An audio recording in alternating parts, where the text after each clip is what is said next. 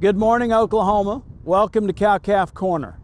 Well, it's June in Oklahoma. We've seen urea fertilizer prices decrease. Most of the state has received some much needed rain over the last few weeks. And at my place, I'm really encouraged. It looks like we're going to grow a season of grass. Interestingly enough, the old pest called flies has raised their ugly head in the past couple weeks. This week we're going to address a few things we can do to try to prevent these pests from robbing us of profit potential. If we think about flies, and it really doesn't matter which type of fly it is, we know they're annoying, we know they take blood meals off cattle, they irritate cattle, they annoy cattle. On an industry-wide basis, it's in the billions of dollars that we estimate that we lose due to flies. In the state of Oklahoma, it's certainly in the millions. And we're not going to address specific types of flies as much as some methods that we can use to try to provide a little bit of relief to cattle. If we've got flies on the cows, it's going to reduce milk production, reduce weaning weights of calves, along with the annoyance and the irritation. Point is, we need to provide something for both cow and calf and herd bulls when possible to try to do what we can. So let's walk through some things and general things to keep in mind.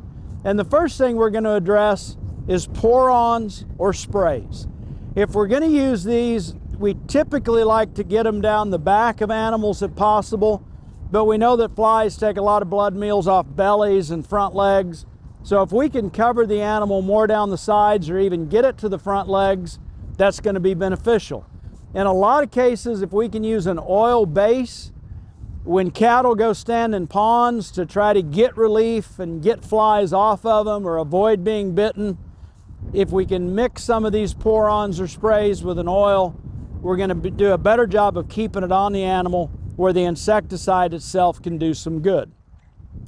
Another option is fly ear tags.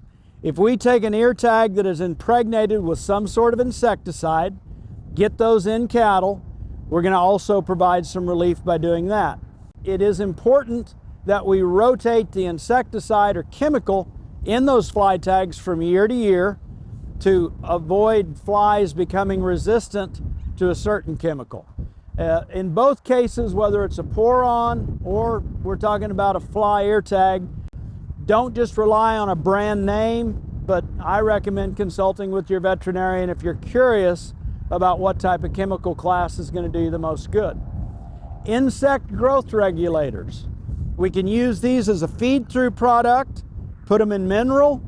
They're going to pass through the animal and make sure that flies cannot nest in that manure as a result of that IGR actually passing through their system. Final thing that I think is a good management practice, and we're getting a little late in the season for this one, but if you've still got areas where you've fed hay through the winter and we've not got those cleaned up or pulled an implement through them or done something to help them dry out, that is an ideal breeding ground for flies.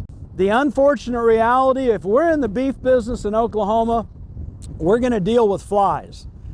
They're here to stay. We need to do what we can to control them, to provide some relief to animals, particularly our beef cattle, and increase the profit potential in our beef herd. Thanks for joining us this week on Cow-Calf Corner.